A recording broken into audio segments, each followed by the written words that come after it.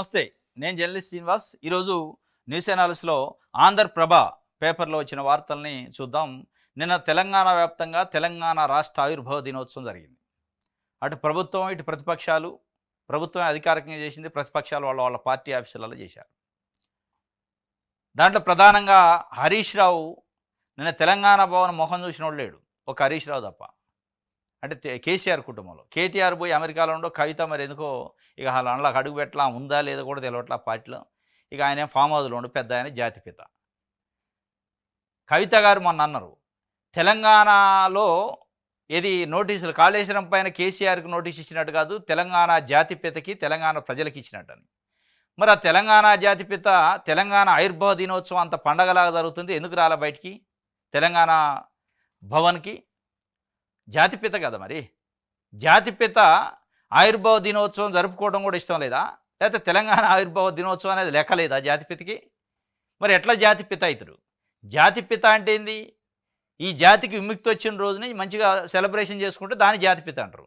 జాతిపిత పోయి ఇంట్లో పండుకుంటాడు, మిగతా వాళ్ళేమో ఉద్యమంలో లేని వాళ్ళేమో మరి తెలంగాణ అనే పదం పలకని వాళ్ళు ఉత్సవాలు చేస్తారంటే మరి ఎవడు చేయకపోతే ఎట్లా? ముఖ్యమంత్రి రేవంత్ రెడ్డిని ఉద్దేశించి ఆమె చెబుతుంది కవిత గారు, తెలంగాణ జై తెలంగాణ అని రేవంత్ రెడ్డి ఉద్యమం ఇది ఎట్ట చేస్తారు ఉత్సవాలు, అర్హత లేదని. మరి అర్హత ఉన్న ఆయన పోయి అనలబండే. మరి ముఖ్యమంత్రి అన్న చేయకపోతే సిగ్గుపోదు. ఈ సందర్భంలో హరీష్ రావు నిన్న తెలంగాణ భవన్లో ఒక క్లారిటీ ఇవ్వడానికి ప్రయత్నం చేసిండు. మరి కేసీఆర్ ఆదేశాల మేరకు తెలియదు. ఏమనంటే భాజపాతో పొత్తుపై అపోహలకు తెరట. ఏడబడ్డ తెరబడలేదుగా. బీజేపీతో పొత్తు పెట్టుకోవడానికి ప్రయత్నం చేశారు. బీజేపీలో బీఆర్ఎస్ పార్టీని విలీనం చేయడానికి ప్రయత్నం చేస్తే నేనే అడ్డం పడి ఆపినా అని కవిత చెబుతుంది. మీరు అపోహలు ఎక్కడ? ఇది ఈ అపోహల్ని క్రియేట్ చేసిందే మీరు. అపోహలు కాదు, ఇది నిప్పు లేదు పొగ రాదు, నిప్పు ఉంది పొగ ఉంది. ఆ నిప్పు సంగతి పొగ సంగతి ఆమె లెటర్ రూపంలో బయట పెట్టింది, స్పష్టంగా ఆమె చెప్పింది. బయట కూడా అదే పదే 2-3 సార్లు చిట్ చాట్లో కూడా చెప్పింది. బీజేపీలో విలీనం చేయడానికి ప్రయత్నం చేశారు, బీజేపీతో పొత్తుకు ప్రయత్నం చేస్తే నేను వ్యతిరేకించిన తీవ్రంగా. అదే నా ఎజెండా, పార్టీని కాపాడుకోవడం అని చెప్పిన ఆమె. మరి ఆమె గురించి మాట్లాడు. అపోహలు తొలగిపోవాలంటే ఆమె అన్నది తప్పు అంటే ఆమెను సస్పెండ్ చేయాలి. ఎందుకు సస్పెండ్ కావట్లే కవిత? ఏంది దీని అనుకున్న మతలబు? కాళేశ్వరం విచారణ ఉంది కాబట్టి డైవర్షన్ చేసే పాలిటిక్సా? ఒకవైపు హరీష్ రావు వచ్చి అపోహలను నేను తెరదింపినా, బీజేపీతో పొత్తు అనే ప్రశ్నే లేదంటాడు. మరి ఆ ప్రశ్న లేనప్పుడు వేసిన ప్రశ్న సమాధానం ఏది? కవిత వేసిన ప్రశ్నకి. కవిత అడిగిన ప్రశ్న తప్పు అయితే ఆ ప్రశ్న తప్పునిది నేను సస్పెండ్ చేస్తున్నాం, తెలంగాణ సమాజం ముందు నువ్వు తప్పుడు ప్రకటన చేసినవని సస్పెండ్ చేయాలిగా. అంటే నీ కూతురు, నీ కొడుకు, నీ అల్లుడైతే ఒక న్యాయం, ఇంకొక వేరే పార్టీ అదే పార్టీలో వేరే నాయకుడు అయితే ఇప్పటికే సస్పెండ్ అవ్వు, దిష్టిబొమ్మలు దహనం అవ్వు. ఎక్కడ పోయింది అపోహలకి తెర? ఎక్కడ పోవాలి అపోహలకి తెర? అపోహ కాదు, అది నిజం ఉండబట్టే ఆమెను సస్పెండ్ చేయట్లే. నిప్పు ఉంది, నిజం ఉంది. నిప్పు లాంటి నిజం అది. ఆమె కుండ బద్దలు కొట్టారు. అది స్పష్టంగా పోయిన ఎన్నికలలో, ఎంపీ ఎన్నికల్లో కనపడది. ఒక స్థానం కూడా బీఆర్ఎస్కి రాలే. బీఆర్ఎస్ ఓటింగ్ అంతా బీజేపీకి కన్వర్ట్ అయిందని. ఇక ఎంత తెలిసాక అపోహలకు తెరబెడితే, తెరబట్టడానికి ఇది సినిమా కాదు, తెర ఎత్తి ఆగటానికి 4 కోట్ల మంది తెలంగాణ ప్రజల మనోభావాలు. ఇంకా మీరు ఎవరిని మోసం చేస్తారు? ఎవరు చెవులు పూలు పెడతారు? ఆమె అన్నది కరెక్ట్ కాబట్టి ఆమెను సస్పెండ్ చేయలేని పరిస్థితి. ఆమెను సస్పెండ్ చేస్తే మీ బండారం అంతా బయట పెట్టిద్ది. ఆమె తక్కువదేం కాదు. ఇవన్నీ ఉన్నాయి కాబట్టి అపోహలకు తెరబడదు. తెరబడాలంటే మీరు తాటికొండ రాజయ్యకో, ఈటెల రాజేందర్కో, ఆలే నరేంద్రకో, విజయశాంతికో ఏ ట్రీట్మెంట్ ఇచ్చారో, పార్టీ వ్యతిరేక కార్యకలాపాలకు పాల్పడితే ఆ ట్రీట్మెంట్ ఇవ్వాలి. ఇయ్యర్ అనేది స్పష్టంగా అర్థం. ఇస్తే 24 గంటలు ఇచ్చేటోళ్ళే. ఇక మీరు అపోహలకు తెరబడలేదు, ఉట్టిదే. కేసీఆర్ మళ్ళీ సీఎం అట. నేను కాదు, కేసీఆర్ సీఎం అవుతారని కేటీఆర్ అమెరికా పోయి చెప్తుండు.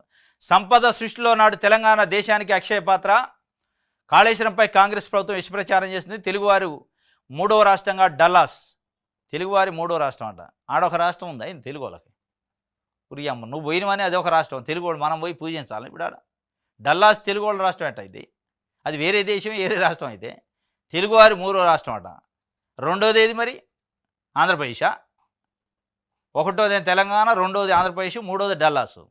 అంటే మీరు ఆంధ్రప్రదేశ్లో చదువుకుంటున్నాం. రెండోది ఇప్పుడు డల్లాస్ పోయారు కాబట్టి ఆడేమన్నా మరి పెట్టుబడులు గిట్టుబడులు పెట్టినా, ఆడేమన్నా ఆస్తులు సంపాదిస్తే అది 3వదే. ఆయన చెప్తాడు 3వ రాజధాని. మిమ్మల్ని చూస్తే మనసు పులకరిస్తుంది. ఆ ఖండాంతరాలు దాటిన సంస్కృతిని విస్మరించలేదు. డల్లాస్ బహిరంగ సభలో బీఆర్ఎస్ వర్కింగ్ ప్రెసిడెంట్ కేటీఆర్ ఘనంగా తెలంగాణ ఆవిర్భావ సంబరాలు, బరాసా రజతోత్సవాలు. ఈయన ఏమన్నా వేరే దేశంలో ఇక్కడ అనేక మంది అమరవీరుల సాక్షిగా తెలంగాణ వచ్చింది. అనేక మంది ప్రాణత్యాగాలు చేస్తే వాళ్ళకి సంతాపం ప్రకటించి కనీసం సంబరాలు చేసుకున్న ఏడ చేయకుండా ఆడబోయి చేసిండు. ఆయనేం ఫామ్ హౌస్లో బండి ఆయన రాడు. కవితనే ఏడాడనో ఆమె ఈ సంబరాలు చేద్ది. హరీష్ రావు ఒక్కడు వస్తారు. వీళ్ళందరూ లేనప్పుడు ఆయన వస్తారు ఆడికి. ఇప్పుడు ఇళ్లలో ఎవరున్నా ఆడికి రాడు. మళ్ళీ ఆయన పాత్ర మళ్ళీ నిమిత్త మాత్రమే. ఆయన అప్పుడు కార్యకర్త ఇద్దరు, ఇప్పుడు నాయకుడు ఇద్దరు వాళ్ళు లేనప్పుడు. ఇది ఆయన అక్కడ పోయి చేసిండు. రేవంత్ నోట జై తెలంగాణ వినిపించదే, అంత బేషజమా, దారుణం, దురదృష్టకరం. తెలంగాణ ఆవిర్భావ వేడుకల్లో ఎమ్మెల్సీ కవిత చెబుతుంది రేవంత్ నోట తెలంగాణ జై తెలంగాణ వినిపించలేదు. మరి మల్లారెడ్డి, పువ్వాడ అజయ్ కుమారు వీళ్ళ నోట వినిపించిందా? వాళ్ళనైతే క్యాబినెట్ తీసుకున్నారు. మళ్ళీ రేవంత్ నోట వినపడలే. మరి కేసీఆర్ నోట అనిపించిందా? మొత్తం 14 సంవత్సరాలు నేను ఉద్యమం చేసిన, 10 ఏళ్ళు ముఖ్యమంత్రి చేసిన, తెలంగాణ ఆత్మ, తెలంగాణ జాతిపిత అంటున్నారుగా. జాతిపిత నోట్ల నుంచి జై తెలంగాణ అనకపోయి నిన్న అంతమంది 1200 మంది అమరవీరుల త్యాగం వల్ల వస్తే, ప్రాణత్యాగం వల్ల వాళ్ళ గురించి స్మరించుకునే నాదుడు లేడే. మిగతా వాళ్ళు స్మరించవచ్చు, కేసీఆర్ కదా మీరే అంటున్నారు. కేసీఆర్ తెలంగాణకు ఆత్మ, తెలంగాణ జాతిపిత, తెలంగాణ ప్రజలు 4 కోట్ల మందికి ప్రతినిధి అంటున్నారుగా. ప్రతినిధిగా మాట్లాడకుండా ఉంటే మరి రేవంత్ రెడ్డి గురించి ఏమో మాట్లాడుతుంది. రాజాసింగ్కు నోటీసులు ఇచ్చారట. నోటీసులు ఇచ్చే అవకాశం ఉందట. క్వశ్చన్ మార్క్ ఏంటంటే, అధిష్టానం గుర్రుగా ఉంది. క్రమశిక్షణ కమిటీకి అధిష్టానం ఆదేశాలు ఇచ్చిందట. రాజాసింగ్కి నోటీసులు ఇవ్వండి అని చెప్పి. ఏది బీజేపీ బీఆర్ఎస్ పొత్తు పైన మా వాళ్ళు పొత్తు పెట్టుకుంటారు, మంచి ఆఫర్ ఇస్తే పొత్తుగా దీనే దేశపాందులు కలుపుతారని కూడా అన్నాడు. ప్రధానంగా ఆయన ఉద్దేశం ఏంటంటే, కిషన్ రెడ్డి రాష్ట్ర అధ్యక్షుడి పైన ఇండైరెక్ట్గా ఆరోపణ చేసినట్టుంది. ఆయన ఇంకో సవాల్ కూడా, నోటీసులు కాదు నన్ను సస్పెండ్ చేయండి రా ఆయన, నోటీసు గీటీస్ ఎందుకు మళ్ళా సస్పెండ్ చేస్తే ఒక్కొక్కడు బతుకును బయట పెడతా, బండారాలు బయట పెడతా, మీ అందరి జాతకాలు ఏందో నాకు తెలుసు, మీ చిల్లరేషాలు, మీ పొత్తులు, మీ లోపాయకార తెరైన ఒప్పందాలన్నీ నాకు తెలుసు అంటాడు. దాంట్లో ప్రధానంగా అధ్యక్షుడినే టార్గెట్ చేస్తాడు ఆయన. మరి ఆ బండారం బయటపెట్టి అందరి జాతకాలు బయట పెడతాడట. తనకు నోటీసులు ఇస్తే పార్టీలోని అందరి జాతకాలు బయట పెడతానని బీజేపీ ఎమ్మెల్యే రాజసింగ్ హెచ్చరించారు. ఎవరి వల్ల పార్టీకి నష్టం జరుగుతుందో ప్రజల ముందు ఉంచుతానన్నారు. తనకు నోటీసులు ఇవ్వాలని చూస్తున్నట్టు సమాచారం అందిందని, నోటీసులు కాదని కావాలంటే తన పార్టీని సస్పెండ్ చేయాలని సవాల్ ఇచ్చారు. మరోసారి బెదిరింపు కాల్స్ వచ్చాయని ఎమ్మెల్యే రాజసింగ్ తెలిపారు. తనను, తన కుటుంబాన్ని, ముఖ్యంగా తన కొడుకును కిడ్నాప్ చేసి చంపేస్తామని గుర్తు తెలియని వ్యక్తులు ఫోన్ చేసి బెదిరించారని ఓ వీడియో సందేశంలో పేర్కొన్నారు. అయితే ఈ బెదిరింపులకు భయపడనని, దమ్ముంటే ఎదురుగా వచ్చి మాట్లాడాలని ఆగంతుకులకు సవాల్ ఇచ్చారు. అందరి జాతకాలు ఉన్నాయట రాజాసింగ్ దగ్గర, బీజేపీ నాయకులు. మరి బీజేపీ వాళ్ళు ఉన్నాయా, మిగతా పార్టీలో ఉన్నాయా? బీజేపీ అయితే బయట పెడతా, నేను నాకు నోటీస్ కాదు ఇవ్వాల్సింది, సస్పెండ్ చేయండి డైరెక్ట్గా. మామూలు గట్స్ కాదు రాజాసింగ్, గోషామహల్ ఎమ్మెల్యే, అధికార పార్టీ ఇవ్వాలి బీజేపీ సెంట్రల్లో. ఆయన ముక్కుసూటిగా డైరెక్ట్గా అడుగుతున్నాడు, నన్ను సస్పెండ్ చేసి పాడని మీ జాతకాలు నేను బయట పెడతా అంటాడు. మరి ఆ జాతకాల వల్ల తారుమారు ఏమైతే, ఎవరి జీవితాలు తారుమారు అయితే, ఎవరి అధ్యక్ష పదవులు పోతాయి, ఎవరి మంత్రి పదవులు పోతాయి, ఎవరికి ఇబ్బందులు వస్తాయి అనేది చూడాలి. మొత్తానికైతే రాజాసింగ్ పొగబెట్టే కార్యక్రమం చేస్తున్నట్టు అనిపిస్తుంది, ఆయన బయటికి పంపించే కార్యక్రమం. కానీ ఆయన బయటికి పంపడం అంత ఈజీ కాదు. కోర్ బీజేపీ కార్యకర్త ఆయన, కోర్ ఆర్ఎస్ఎస్ కార్యకర్త, హిందూ భావాజాలం పైన ఆయన పనిచేస్తాడు. బీజేపీ అంత ఈజీగా వదులుకుంటుందా అంటే చూడాలి. మరి ఆ జాతకాలు చిట్టా ఎప్పుడు ఇస్తారా, జాతకాలు ఇస్తే కానీ మనకి తెలుస్తుంది. 11న కాళేశ్వరం విచారణ కేసీఆర్ జస్టిస్ పీసీ ఘోష్కు లేఖ రాసిండట మాజీ సీఎం. 5న రాలేనని బీఆర్ఎస్ అధినేత ఓకే చెప్పిన commission. Harish Rao power point presentation కూడా వాయిదా పడ్డదట. రైట్, 11 రోజు పోతాడట, 5వ తారీఖు పోవాలి. వాస్తవంగా నేను 5 రోజు రాలేను, 11 నాడు వస్తాను టైం తీసుకుంటాట. మరి ఎందుకు వాయిదా చేసిండు, దీని వెనక ఉన్న వ్యూహం ఏంది అని అంటే, హరీష్ రావు 9వ తారీఖు పోతాడట. హరీష్ రావు ఈటెల రాజేందర్ ఇన్వెస్టిగేషన్ విచారణ అయిన తర్వాత పోవాలని ఒకటి పెట్టుకుంటాట. అంటే వాళ్ళని ఏం అడుగుతారు, దాన్ని బట్టి నేను కూడా ఒక ప్రిపేర్ కావచ్చు మెంటల్ కానీ. అంటే నేనే ఇంజనీర్ని అన్నాడు కేసీఆర్. కాళేశ్వరం కట్టేటప్పుడు నేనే దానికి మొత్తం రూపం పోసింది అన్నాడు. నేనే ఇంజనీర్ని, నేనే మేస్త్రిని, అన్నీ నేనే అని చెప్పిండు. మరి అంత పెద్ద ఇంజనీరు మరి హరీష్ రావు చెప్పాకనే ఎందుకు పోవాలి? హరీష్ రావు ఏం క్వశ్చన్లు అడిగిండో హరీష్ రావుని కనుక్కొని పోవాల్సిన దుస్థితి ఎందుకు వచ్చింది? నువ్వు నిజంగానే నీ రూపమేనా, నీ ఆత్మ అది, నీ నీ సంకల్పమా, నీ కళ అంటివి. కాళేశ్వరం నా కళ, నేనే దాన్ని మొత్తం అద్భుతాన్ని, కళాఖండాన్ని నిర్మించినట్టు. వీళ్ళు పెద్ద పెద్ద మాటలు చెప్పారు. 1 కోటి ఎకరాలను మాగాని చేసిండు కేసీఆర్ అని, మొత్తం కేసీఆర్ దగ్గరుండి చేసిండు అంటారు. ఆ దగ్గరుండి చేసిందని చెప్పలేని పరిస్థితి ఎందుకు అవుతుంది? హరీష్ రావు ఈటల రాజేందర్ పోయాక నేను పోతా వామ్మ అని చిన్నపిల్లగాళ్ళ లెక్క ఎందుకు భయపడుతున్నట్టు? లేదంటే వాయిదా వేసుకుంటారు, 2 సార్లు వాయిదా వేసాక అసలు నేను రానంటాడా? చూడాలి. మరి వ్యూహం అయితే అదేనట. అది 11వ తేదీ 9వ తేదీ రోజు 6వ తేదీన హరీష్ రావు, 9న ఈటెల రాజేంద్రం, ఈ నెల 6న హరీష్ రావు 9 పోతారు. వీళ్ళిద్దరిని ఏం అడుగుతారో బయటకు వస్తుంది. దాన్ని బట్టే నన్ను అడుగుతారు కదా అంటే ఇంతవరకు పొలిటీషియన్స్ని ఇన్వెస్టిగేషన్ చేయలే, విచారణ చేయలే కమిషన్, మొత్తం ఆఫీసర్లు చేసింది. పొలిటీషియన్స్ ఫస్ట్ టైం కదా, మరి వాళ్ళిద్దరిని ఏం అడుగుతారో 6, 9 చూసిన తర్వాత 11 రోజు పోదాం అనుకుంటున్నాడు. మరి దీన్ని బట్టి అర్థమైతే కేసీఆర్ ప్రభావం, కేసీఆర్ తెలివితేటలు ఎంత ఉన్నాయనేది. దీని వెనక భయపడతాడు మొత్తానికి, పోలేని పరిస్థితి. వెలుగు చూద్దాం. ఆగమైన వ్యవస్థలను సెట్ చేస్తున్నాం, ఆటంకాలు అధిగమిస్తూ ముందుకు వెళ్తున్నాం. రాష్ట్ర అవతరణ దినోత్సవంలో సీఎం రేవంత్ రెడ్డి గారు చెబుతున్నారు, బానిసత్వాన్ని తెలంగాణ సమాజం సహించదు, ప్రజల ఆలోచనలను ప్రభుత్వం ఆచరిస్తుంది, తెలంగాణ వల్లే కులగండ కేంద్రం ఒప్పుకుంది, ప్రపంచంతో పోటీ పడేలా తెలంగాణ రైజింగ్ 2047, 10 ఏళ్లలో $1 ట్రిలియన్ ఎకానమీగా రాష్ట్రం, న్యూయార్క్, టోక్యోతో పోటీ పడేలా ఫ్యూచర్ సిటీ, వ్యూహం, స్వయం సహాయక గ్రూపుల్లోని మహిళలకు ఉచిత వైద్య పరీక్షలు, సన్నబియ్యం పంపిణీతో 3 కోట్ల మందికి లబ్ధి, ప్రభుత్వ స్కూళ్లలో ఫ్రీ స్కూల్ విధానం తీసుకొస్తున్నాం, 1 కోటి మంది ఆడబిడ్డలను కోటీశ్వరులను చేయడమే లక్ష్యమని వెల్లడి చేసిండు. పర్యగ్రౌండ్లో ఘనంగా రాష్ట్ర అవతరణ. ఆగమైన వ్యవస్థలను సెట్ చేస్తున్నాడట రేవంత్ రెడ్డి గారు. మరి ఏ వ్యవస్థలు ఆగమైనవి, ఏం సెట్ చేశారంటే ఏం లేదు చెప్పుకోవడానికి.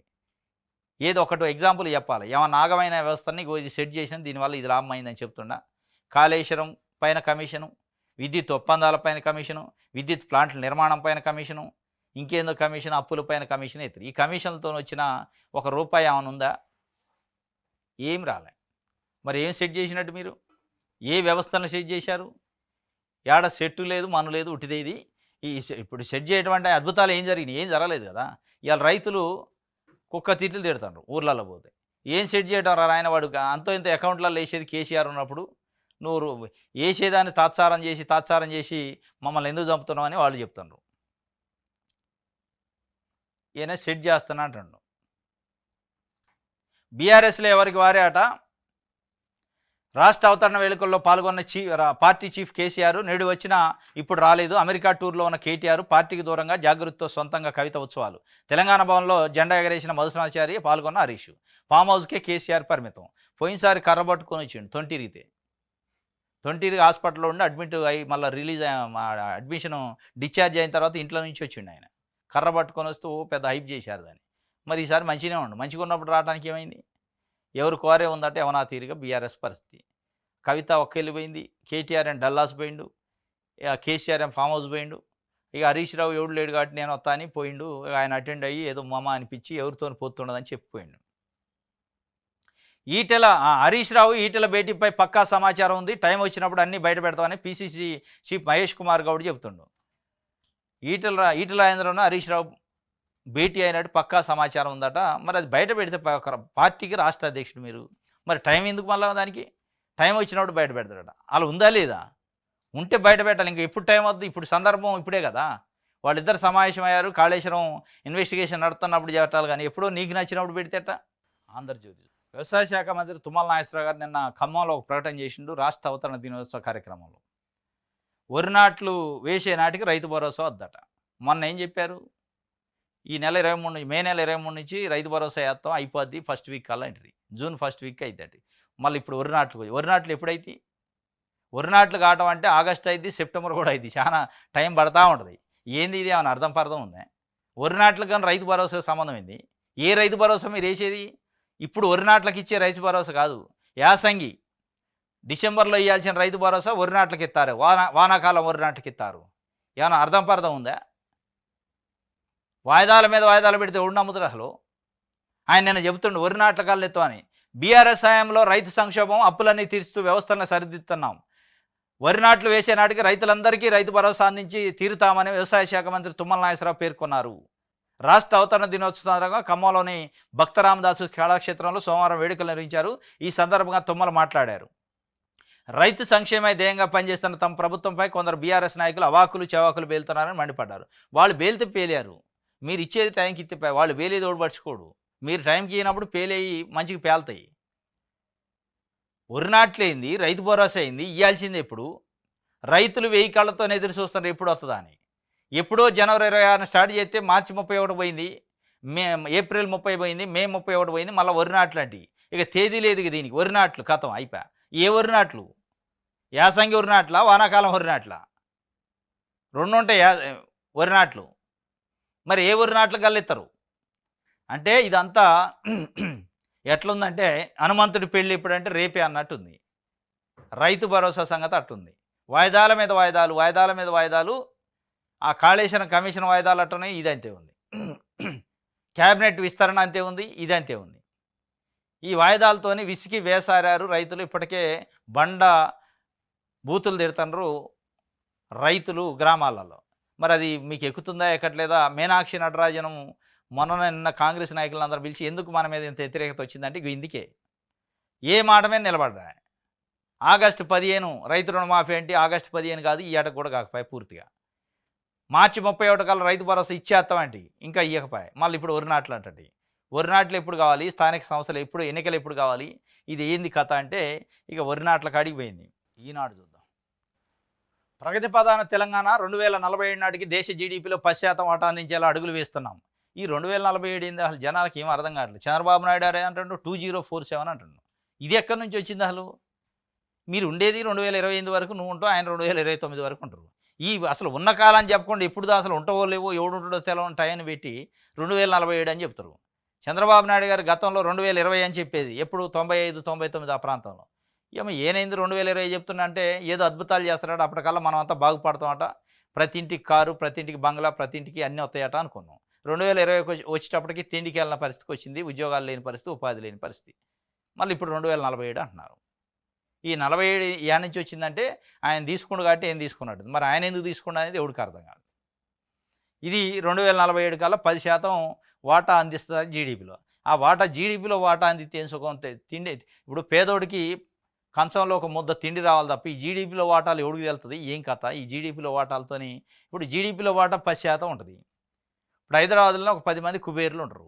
వాళ్ళది కూడా జీడీపీలో వాటాలకు వస్తుంది.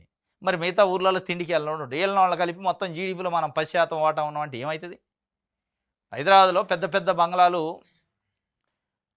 ఒక 1000 గజాలు, 2000 గజాలు ఒక బంగ్లా ఉంటుంది. ఇద్దరే ఉంటారు అందులో. దాని పక్కనే గుడిసె ఉంటుంది. వాడికి బోకెళ్ళదు, వీడికి తింటే అరగటానికి ట్యాబ్లెట్లు వేసుకోవాల్సిన పరిస్థితి. మరి జీడీపీ అంటే దీన్ని దాన్ని కలిపి జీడీపీ అంటే ఏం అర్థం ఉంది? ఇక అదే జీడీపీ కథ.